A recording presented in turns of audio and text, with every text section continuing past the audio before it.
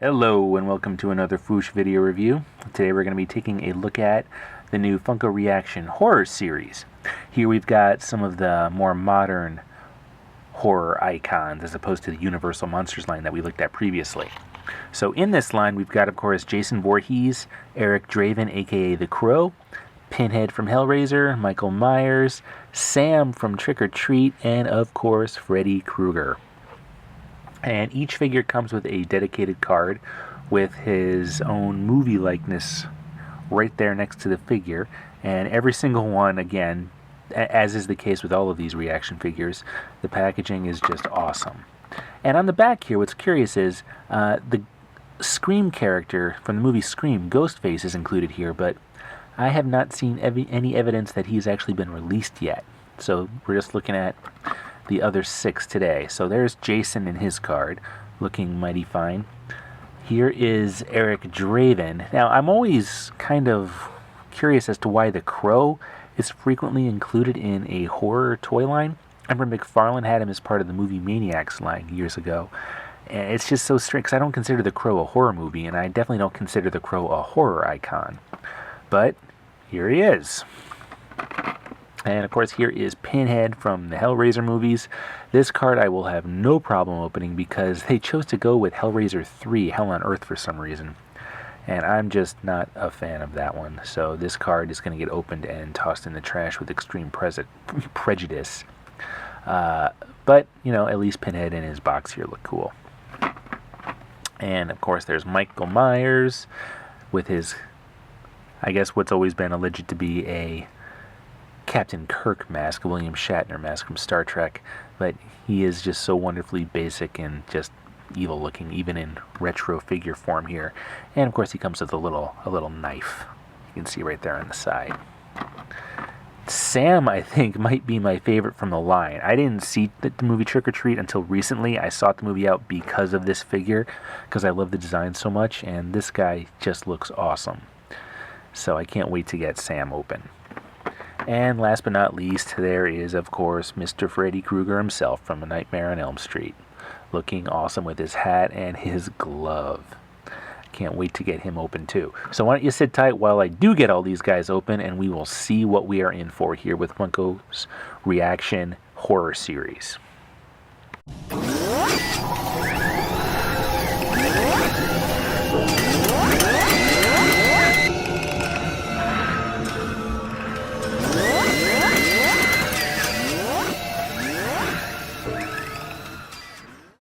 Here they all are outside of their packaging, and now that I'm looking at them all freed from their boxes, I just don't know which one I like the most. Again, I'm not usually someone who's into this scale and this type of figure, but for some reason when it comes to monsters and horror characters, like, I love it. I can't get enough of it. So I'm really excited about this set of 6 right here. And I really wish Ghostface had been released in tandem with them, because I really want to complete this set really badly. I even like the Crow here, and again, the Crow to me makes no sense to be included amongst the rest of this cast, but here he is. Sam was my favorite in the packaging, but right now, yeah, I just don't know. It might be Freddy Krueger. I can't decide. Anyway, so these are Kenner-style Star Wars, or not Star Wars figures. They are in the style of the old Kenner Star Wars line. So they have just the big 5 points of articulation. So their heads all swivel. I'm using Jason as my example here. The arms rotate all the way around. Both of them do that. And the legs can raise at the hips to put them in a nice sitting position. But that's all the articulation you get out of these. So these figures are not about articulation.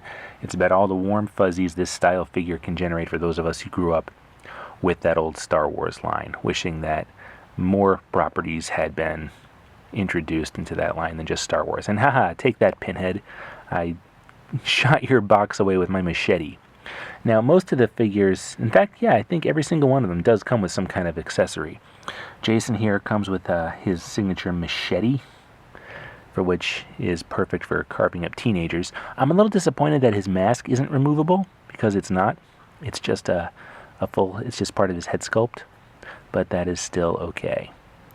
Pinhead here In fact, tell you what, why don't we just focus on Jason a little bit here. I want to get a close-up on his face before we start moving down the line.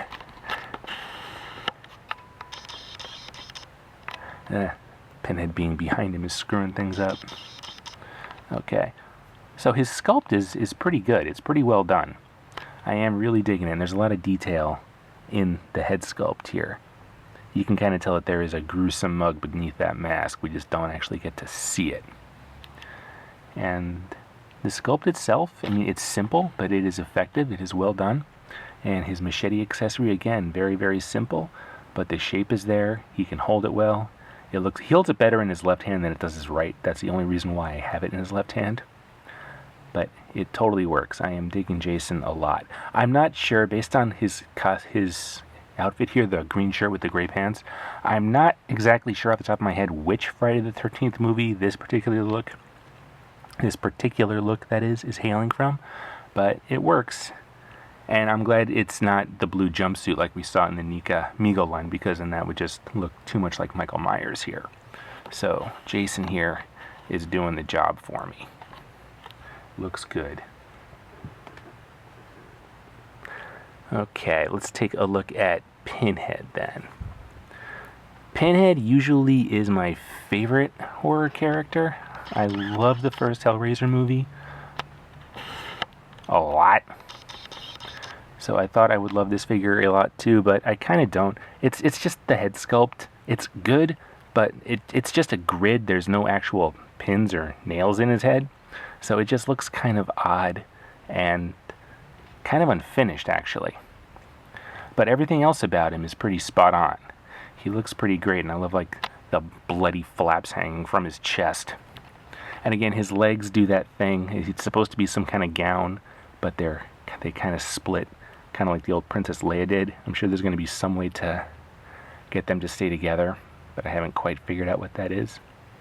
And his hand comes open like this because he's got to hold Lemonchard's box. And the box, well, let's see if I can get him to hold it, then we'll take a closer look at it. It's a balancing trick. There we go. They did an excellent job with the box, with the gold paint and the sculpting on all the sides. Just awesome. Totally nailed it. They did a really good job with Pinhead, I think. I'm very satisfied, except I'm going to have something in his hand to secure it in place so it doesn't fall all the time. Sam from Trick or Treat is a lot of fun. I love the design. Again, the movie was new to me. I sought the movie out after getting this figure. So it's like a little kid with a very big head. I mean, it's actually not to spoil the movie, but it's actually not a little kid in here. And I love that they included the little stabby piece of Halloween candy that he used in the movie to, hurt people. So he's very effective. He just looks like a little kid in a very simple costume in his pajamas. Just innocent and scary at the same time. I think they did an excellent job with Sam. I'm very pleased. I would love to see more figures based on this character. And the movie itself is pretty decent too for a modern horror movie. It's from 2009, I believe, so I went into it with great skepticism, and it's mostly good. Most of the movie is good. But if you've seen it, then you probably know what parts I'm kind of disappointed in, because I'm sure you're disappointed in those same parts. Anyway, Michael Myers. Michael Myers. Another modern horror classic. I mean, I say modern, but I mean, it's been 30 years at this point since Halloween came out, but that still feels modern because he's more modern than, say, Dracula. But they did an excellent job with him too. Just that cold, unfeeling mask that he wears. Even more unfeeling and cold than Jason. And the onesie jumpsuit that he wears just looks perfect. It's so plain, but God, because we know about this guy, it still looks threatening and dangerous. And he comes with a little dagger that he can hold nice and securely in his hand. So Michael Myers is very well done. And Freddy is tons of fun. His hat is his accessory. It can pop right off. Hey, look at that, he didn't even fall. Check me out. And his face sculpt is just gross and perfect and awesome. I love it.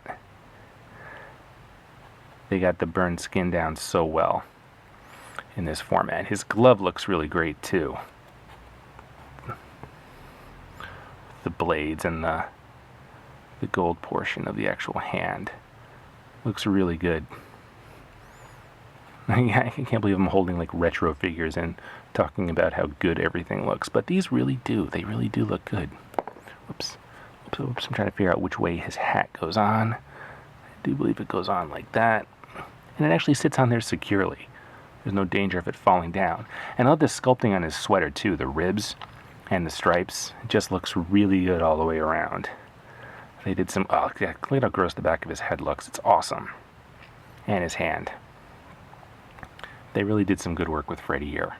Very, very pleased with him. I think he might be, objectively speaking, the best of the bunch. And then, last but not least, the Crow.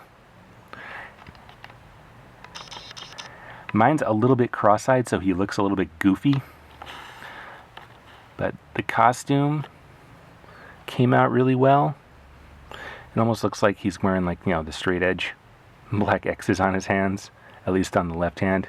Like he's, like, you know, friends with CM Punk or something. But he came out well. I mean, as far as the Crow goes, I'm not as big a fan of the Crow as some people are. Like I Bet My Man thing, for instance, who covered him pretty thoroughly on the main Foosh site not too long ago. So I completely forget what this thing is. I know it's not a knife or something. I think it's part of a chandelier or something. I think it has some significance from the movie. I haven't seen the movie since it was out in the theaters. So it's been a long time. My memory's a little fuzzy. And again, like I'm not 100% clear as to why the Crow is included in a horror series line, because it's not a horror movie to me. And Eric Draven is not in the same league with any of these guys back here. So his inclusion is always kind of a random mystery to me. And seeing as that he's borderline cross-eyed here, he looks even goofier among the company he's keeping right now. But that's neither here nor there, because this is a very satisfying group of figures that I am very, very excited to own, to have on my shelves, to add to my collection of Universal Monsters and Nightmare Before Christmas ReAction figures. So all of these guys are currently available at Barnes & Noble, and I think they're all available on Amazon, through Big Bad Toy Store, and through any number of stores right now are carrying them. And they run about $10 each, maybe a little less. So I think they're totally worth picking up, and in the spirit of Halloween, and these guys are going to be part of our annual Halloween decorations in our house. I'm really, really happy and excited to own them. And I would love to see future versions, or future figures, like different versions of Jason, maybe the other Cenobites, maybe some other characters from Trick or Treat, even. But I'm really, really happy with these. I mean, for retro figures, they don't really feel like retro figures, even though their articulation scheme makes them retro figures. In terms of the sculpt and the paint, they feel like a little bit more than that. So, let us know what you think of these. Leave a comment below. Check us out on our message boards and social media. And thanks for watching, and we'll see you again very soon.